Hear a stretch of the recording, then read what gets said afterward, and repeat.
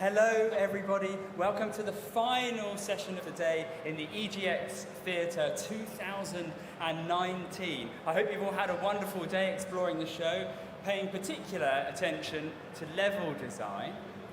My name's Bertie and it's my great pleasure to introduce Mark Drew from Command Studios to talk about level design.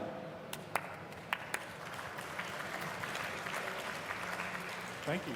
Thank you, everyone. Thank you. We've brought you all here to talk about the mysteries of level design. And actually, we're going to explore the mysteries of game design kind of through the lens of level design. We've brought you some wonderful, great-smelling and intelligent people together. So please give them a warm welcome. We've got Claire Morley, who's 50% of Threefold Games, working on an emotional game about dementia called Before I Forget. It's coming out January? Sort of early 2020. Okay. First quarter 2020. So please give her a warm welcome. Then we have John Macallan, founder and director. I put flounder earlier, but it's mainly founder of, director of a company called No Code, who's done some amazing games with Stories Untold, a very retro-inspired game, and then taken us out of this world in a sci-fi mystery game called Observation. If you haven't played Observation, you should. Welcome, John. Thank you. And last but not least, my fellow podcaster as well as Claire is Jonathon Wilson, who's an industry veteran, and you worked in a range of games from platformers to RPGs, from indie to AAA, and now you're a level designer at a small company called Hangar 13 down in Brighton, right? Welcome, Jonathon. So we actually started a different panel at the previous EGX Res where we explored the mysteries of level design, and out of that came so many questions we actually had to do a whole podcast about it, in which Claire and Jonathon have been awesome co-hosts with me for a while. So what we've done is try to gather as many questions as possible and uncover the mysteries here. And if you want to actually ask questions, you don't have to wait to the end. We actually have, and it will come up on the screen in a minute, we actually have an app for that called Slido. So if you go to the website sli.do and put the code that will appear any moment behind me, any moment. Shall we wait? No? There we go, look at that. LDEGX 2019. If you put that code in, you can all ask questions right now, and towards the end, we'll have a look at them. And if we don't answer them here, right, you just have to go to the Level Design Podcast, plug, subscribe to that, and we'll answer those questions. So we'll get to them, don't worry. But let's kick off the show. Now, one of the big questions sometimes is like, how do I get into level design? But one of the questions I have is, how do you start a level design? What is your methodology? What's the first thing you do? Do you get a pen? Do you get Legos? Do you, I don't know, cardboard boxes? I'll give it a shot. I think it all depends on what you're working on to start with and how you're coming at it from an approach, and it's what works best for you. So I still go quite traditional pen and paper. I've occasionally actually messed around with Legos, despite you might find that ridiculous, but sometimes it helps with the creative process. Paper is still a good way for me because I can put it down, I can get something down on paper very quick, I can eliminate a lot of assumptions early on. But one thing I will say, the caveat this, as soon as I start building it in editor, I will change it. It's natural. What you do get on the paper is just very quick idea generation, and it gives you that initial layout of what you want to go for. But you have to be willing to not be married to that idea, that first one you draw out, because you will have to iterate as you start building it in editor. So it's still pen and paper mainly for me, because it just removes a lot of that uncertainty, before you even start going into an editor or going into a 3D package. Yeah, I think for us, because we're very story-first design, we'll have an idea of what it is we're trying to achieve with any given level or puzzle. From a narrative point of view, from an emotional point of view, we'll kind of begin with that framework of, okay, well, we know that this section of the game has got to get you from this point in the narrative to this point in the narrative. and that will become the kind of the outline. It takes, we were talking about it just before we started about the blank canvas and how difficult that can be to get started. That kind of removes that for us a little bit because we've got something to start with. You got a goal that the We've player got a has goal to in achieve, mind, right? and so we start off in spreadsheets usually. Spreadsheets. Yeah, spreadsheets. Yeah. So this is a big secret Excel. about game development. It's all driven by spreadsheets. Yeah, it's like 95% of what we do. Yeah, and yeah, we'll kind of block out what it is we're trying to achieve in different ways there. And that will kind of then inform, and we do it on spreadsheets and like Google Sheets because we can share and we can collaborate on that as we go. Right. So the designers can work with me as I'm developing the story at the same time, and we can push things back and forward before we go anywhere near the engine. We can start to work that out. Right. Claire? Yeah, I think I definitely agree with that. In terms of having writing it down on paper first, and before you even get anywhere near a computer. And I think just thinking about with the particular level you're designing, what the overall goal, like narrative or of your level is, and also what the particular behaviors and emotions that you maybe want the player to experience as they're going through the level. So is it, if it's a really tense level or something more calm, and how that would affect the sort of space that they're moving through. That's probably how I would start, and then just sketch it out and see if I can imagine myself as the player moving through that space. So I kind of tend to, maybe with someone else or just in my head, kind of narrate through this floor plan almost that I've drawn and sort of imagine what I would see at each point. And is it displaying the sorts of emotions and things that I'm expecting it to? I think it's basically an overall level breakdown what you come up with, which like you can use spreadsheets for, like you suggested, or it can be something very simple of a bullet-pointed list of the key, like you said, moments, whether that's an emotion, it's an event, it's an action, it's a character, it's an objective, it's an item, and it allows you to kind of peel back the layers and actually identify, okay, so I know what my goal is, but how am I going to get there? So here's the individual steps it's going to take me to actually get to that end goal. Yeah, I think the pacing as well is so important of like those key moments at what points in the level are they going to happen and what's happening between them. So that's very interesting because you're working on fairly narrative games. I don't know about Jonathan because you work at a much more secretive company. Nothing. You're not working on anything, right? How do you, which tricks do you need to influence? I mean, if you're working on a narrative game, you're trying to sometimes get the player to a point at on the level at a certain point. How do you influence that? How do you challenge or guide the player that way? What tricks are you using to do that? So you mean in terms of how do we guide the player to do that? Yeah. It does depend on the style of game and what is the main focus at any given time throughout it. I mean, if it's an atmospheric thing and it's an art thing where the visual design of lighting and where you tell your story in the environment through people's belongings and stuff like that can help draw the attention. We're working on a prototype just now where we have a very open space with a single point of light in the distance, which is naturally going to draw your attention, but you can go anywhere. And we give you the freedom to go anywhere, but that one point is always going to be the beacon for the player. And it is something most people will be familiar with when they play. I think like Gears of War really springs to mind with this kind of stuff where you'll come up to a junction and you can turn left or right, and left looks like the way to go, so you go right first. Because you want to make sure you've seen everything before you progress, You want right? to collect all the little doohickeys before Yeah, you you move found on all with of your those. mission, right? Yeah, and so you're kind of conscious of that and making sure that you're rewarding people for exploring that kind of thing, but ultimately there'll be a set of devices, whether it is lighting, texture, models, animations that trigger as you move through a certain area that will draw the player to the next stage in what it is you're trying to deliver. I think there's also another side of the player that they're invested in your game. So if you give them even the smallest clue, they'll go towards that, right? They're not going to go, actually, I'm going to go this other way because staring at a wall, is not as much fun in the gameplay, right? With these hooks, how do you start measuring the success? You said that you're like goals, and you got that, for example, you want to get the player from A to B. How do you measure that? How do you measure if your design is achieving that goal? I think it's like you have to take a step back for a moment, and I think it starts in the paper design at the same time.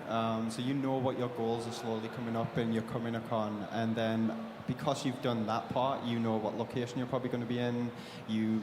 If you're a later level or mission or whatever in a game, you probably know what's happened before, and you also know what's coming next story-wise, gameplay-wise as well. So you've got all that set up, and you kind of have to put the framework in place in between. So to measure it, you've kind of like, can I clearly see the goal? And ideally in a block-out stage. This before art goes in or anything, it needs to be, a player can navigate this with when it's white blocks and maybe dots of color, which is very bold, solid color filled in. And you have to then work with the rest of your team, so animators, environmental artists, to make sure that flow and that actual directional guidance you're providing to the player isn't lost. Because it does get very crowded once actual detail goes into a space. And it's very easy to lose your intentions because it's now overpopulated by too much going on.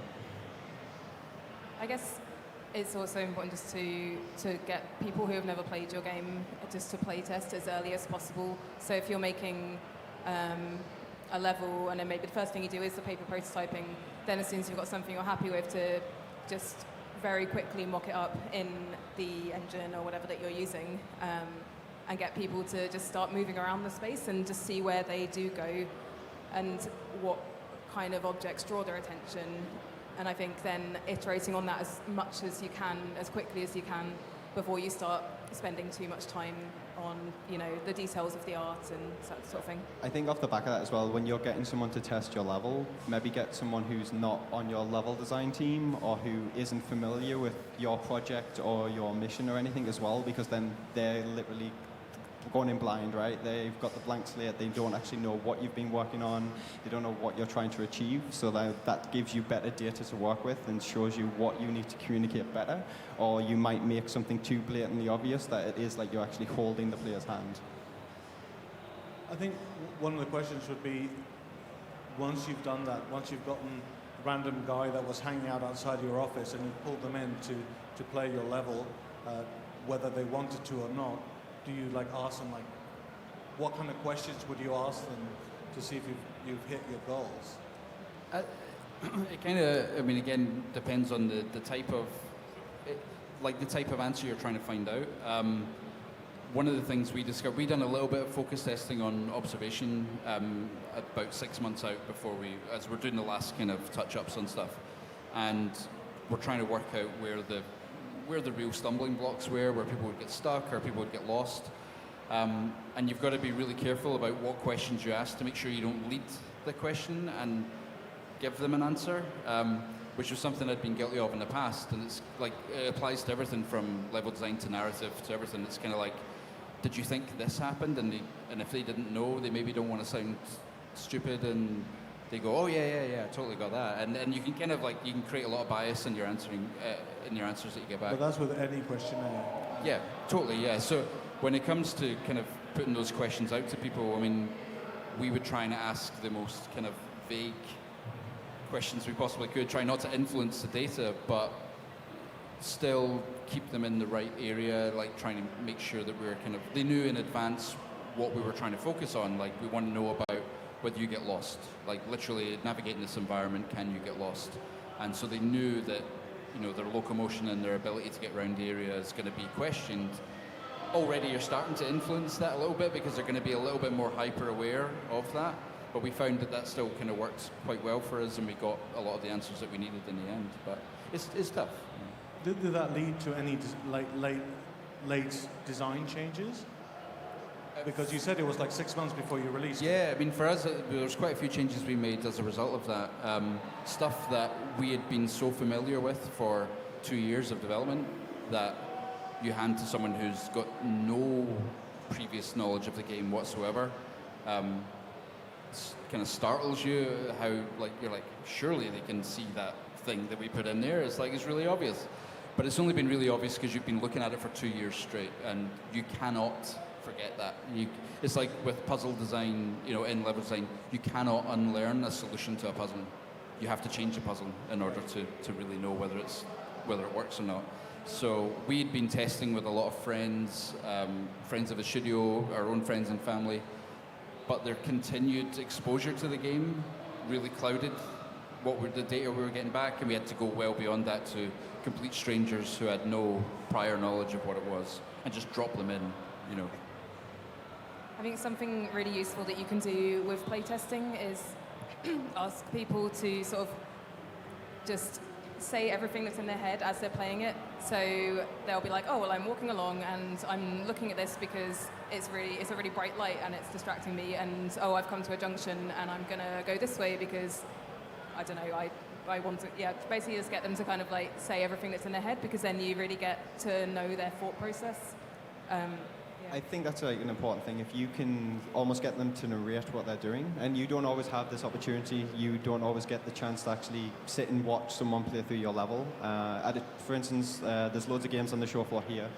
For a lot of developers who are showing something, some of the most valuable feedback you'll actually ever get is watching a massive different, like, diverse audience playing through your game of different age groups, different experience with video games as well, and that's when you start to realize if these techniques like Mark brought up are actually working. So is the thought process of, oh, I've used color coding here, do they understand what the color code means? Like green means go is the most obvious one and things like that, but if you choose to go with a strong visual language and you're using this consistently to convey this is how something should behave in my game, then are people understanding how that works? If not, you need to investigate why and kind of start peel back the layers. So I guess events like EGX are actually quite good to show early games, because you now have a wide variety of people to try them out, right? Absolutely. We used to take our games to quite a lot of events because you're getting, like, say, people who have no exposure to the game before, from all different backgrounds of the kind of games they're good at, the kind of games they enjoy.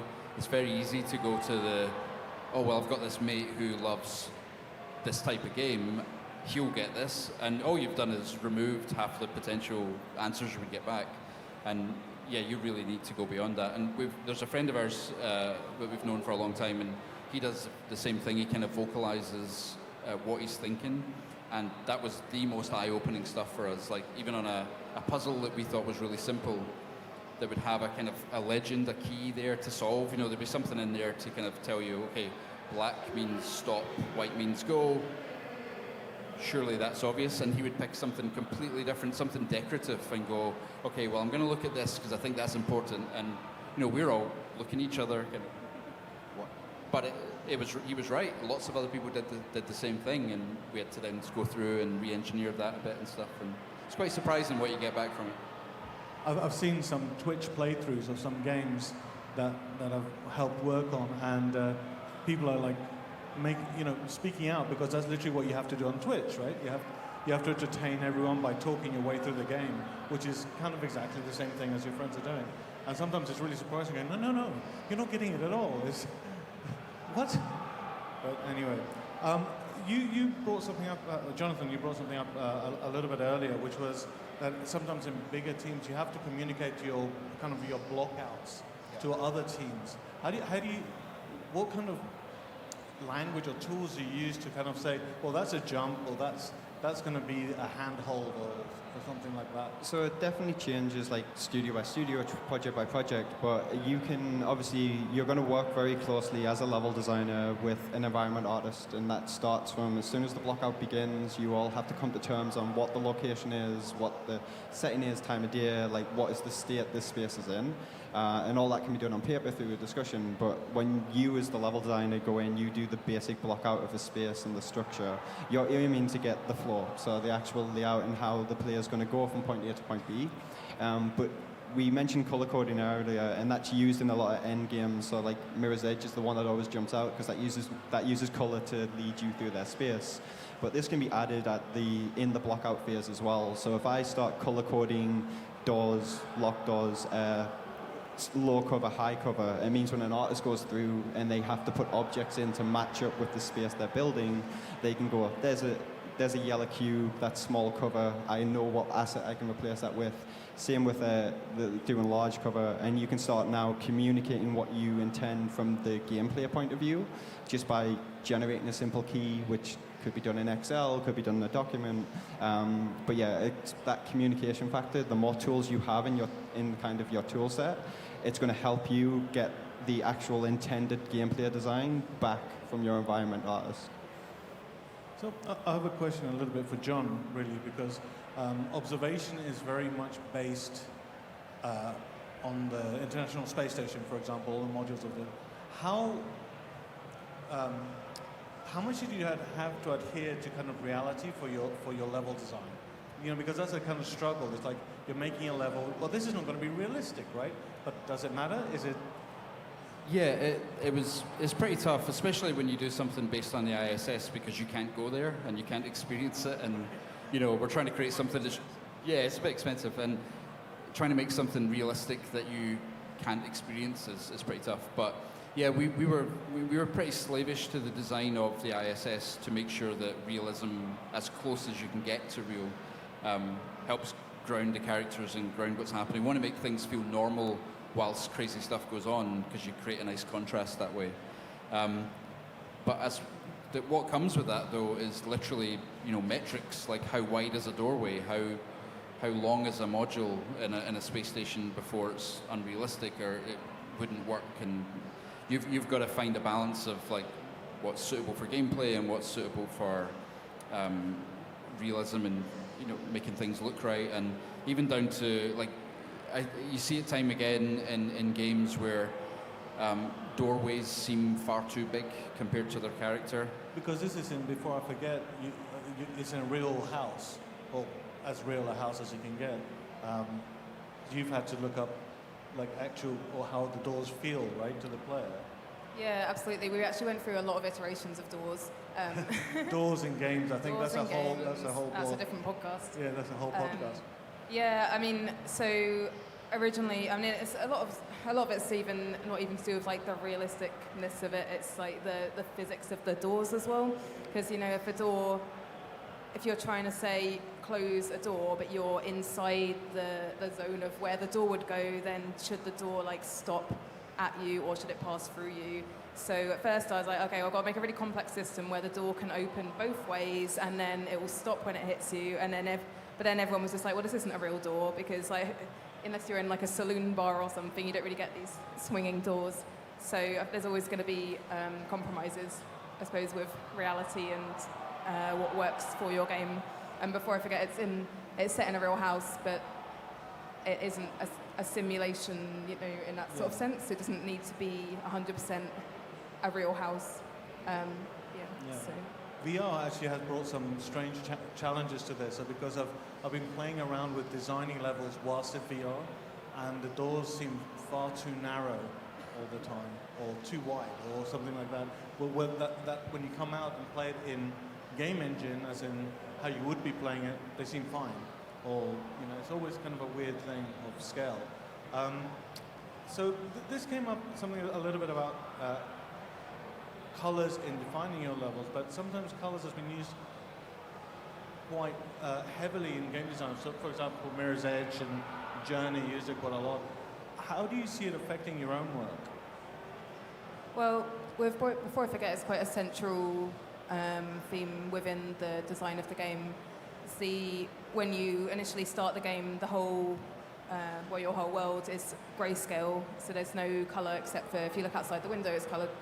And then color returns to you as you look at certain objects around the house, and sometimes it will bring back memories. And then we have color sort of spreading from those objects. I think, yeah, whenever it gets to the slide that's got before I forget on, it's got an example of that. So in that sense, color's very important, and it's got a lot of metaphor as well as just looking nice in terms of having these memories returning to you.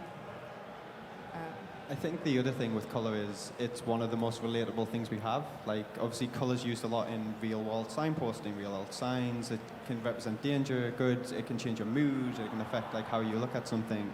And it's kind of just, we can bring that into games and leverage it, right? And it doesn't have to be as in your face as something like Mirror's Edge. So if you look at something like The Last of Us, they'll define a visual language within their game. So certain colors become associated with certain actions. So like, can you climb this ledge? Okay, it's yellow, that's probably where I have to go.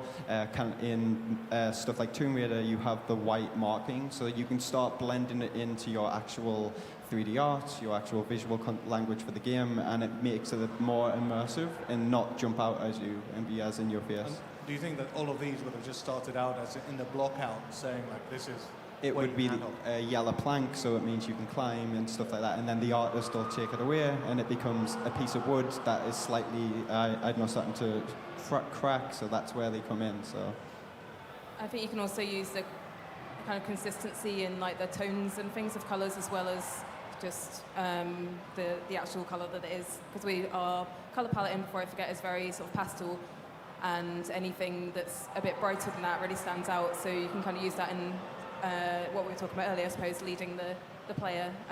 So I think contrast in colour in all sorts of ways can be really helpful with level design. it's definitely why I'd probably lean on the most in terms of like level design, using color and contrast. So We have a few minutes before we get kicked out and we let you all go free. So I'm going to just turn over to Slido. You can see it behind us, hopefully. So there's some questions here that's come out, and obviously, what do you think about this? How do you choose between what a player should be able to figure out versus giving them a prompt or giving hints? That was a common debate throughout Observation and Stories Untold, actually. You know, when your puzzles or your level design is based around progressing a story, you're kind of like trying to make it a fun way of turning a page. And how easy do you want that page turn to be? How much of a problem or an obstacle should that be is a huge part of, for us, very trial and error, and you know, trying different variations, trying different complexities of problem. I guess it depends on the context of that. Totally, that yeah. project. Just like, well, you know, you're going to have to use this computer system to get this door open. You know, how much do we need the player to do? Like, how valid and how important is it for the player to struggle here? Yeah. Is like a real problem to solve. And it's that level of pacing that you have to put in there because you want to. Yeah. If they're struggling, maybe you want that. You want it to be difficult. Yeah, I mean, it can be down to like how do you want the player to feel, how much agency you want the player to have with the character they're performing as, and with Observation, there's a lot of parallel between what the player feels and what Sam feels, like the character you play as. That you know, as a computer system, you're expected to be able to do these things immediately, and so the characters in the game say, "Go on, Sam, do that right away," and you're looking at it going, "Well, I've never done this before." Yeah. And that's exactly what we want you to feel at that point, and so that becomes the focus of, well, we want you to feel overwhelmed, we want you to feel like this is a struggle, but then when you find out the answer, you feel like you've become more clever because of it, you know, and you'll use that later on in further things. Such as authorizing her voice, if I remember right, which was, Yeah. come on, authorize me, and you're like, I have no idea how to. Exactly. Yeah, you have no idea how, but she expects that you should be able to. Right. So that becomes the first challenge, is putting the player in the same position as the character to say, well, she expects this of you, and you're having to work this out fast, you know, while she's getting more impatient, and that was a huge factor for every puzzle throughout the game was, okay, well, how important is that for you to struggle with this, and, you know, both narratively and for, you know, making it feel good to play. Because before I forget even place on that, right? It literally is kind of the basis of the game. Yeah, definitely. I was thinking that as you were saying this. I think that connection between the player and the character for us with Before I Forget is so important because you are playing this character first person who suffers with dementia, and we want the player to be able to empathise with that. So there's moments of confusion and frustration that the character has that it's important that the player feels as well, and then moments of, I guess, lucidity where they know what's happening and they remember certain things, and those times then the player also needs to feel like they're in control.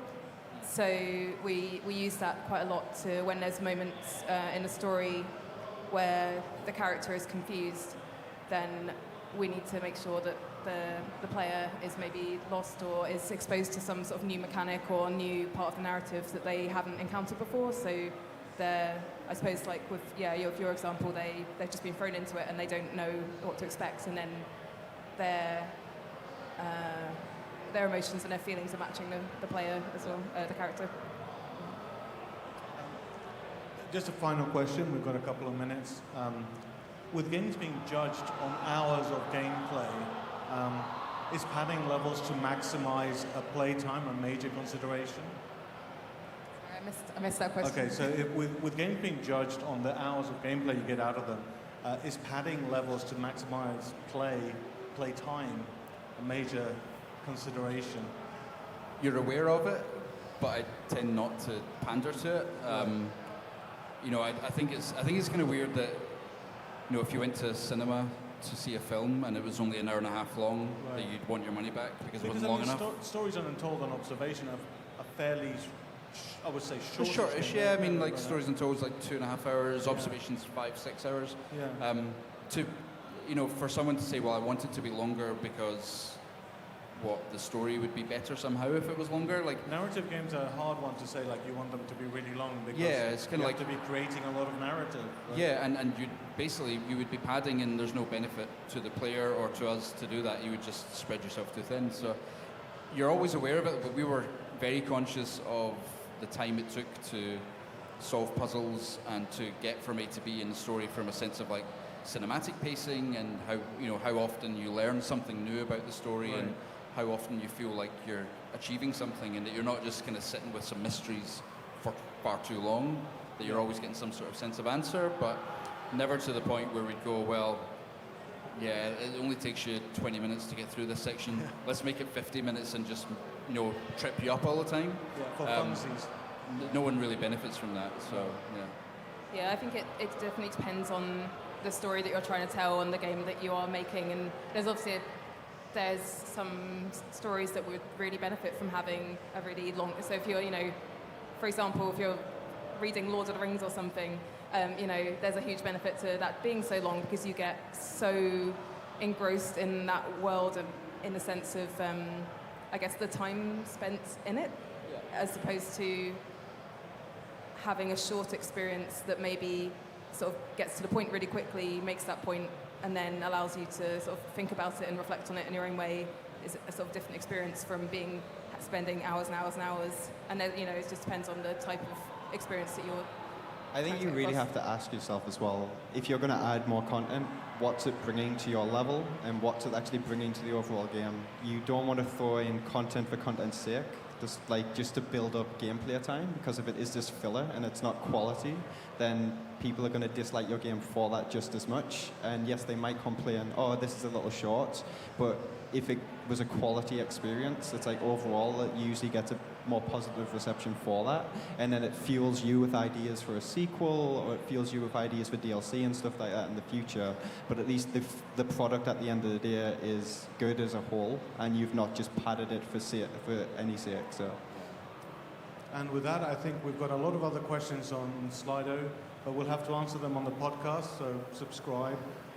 Thank you to the panelists. It's been hugely educational, and thank you for coming to the last session of the day. Thank you, everyone. Thanks, everyone. Thank you.